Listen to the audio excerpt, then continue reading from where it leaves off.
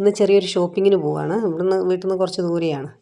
Husband ഓഫീസിൽ നിന്ന് തിരിച്ചെത്തിയിട്ട് വേണം ഷോപ്പിങ്ങിന് പോകാൻ. അതിന് മുന്നേ ട്യൂഷനുണ്ട്, കുട്ടികൾ എത്തി തുടങ്ങിയിട്ടുണ്ട്. അപ്പം കുട്ടികളുടെ ട്യൂഷൻ കഴിഞ്ഞിട്ട് വേണം ഷോപ്പിങ്ങിനായിട്ട് പോകാൻ. ഹസ്ബൻഡ് എത്തിയിട്ടുണ്ട്, ഷോപ്പിങ്ങിനായിട്ട് പോവുകയാണ്. കുറച്ച് ദൂരെ ആയതുകൊണ്ട് തന്നെ പോകാനും വൈകിയിട്ടുണ്ട്.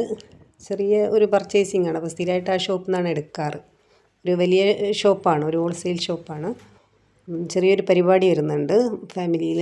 അതിന് വേണ്ടിയിട്ടുള്ളൊരു പർച്ചേസിങ്. ഒരു ചുരിദാറും 2 പാൻസും മാത്രമേ കളക്ട് ചെയ്തിട്ടുള്ളൂ. വീട്ടിലെത്താൻ വൈകിയിട്ടുണ്ട്.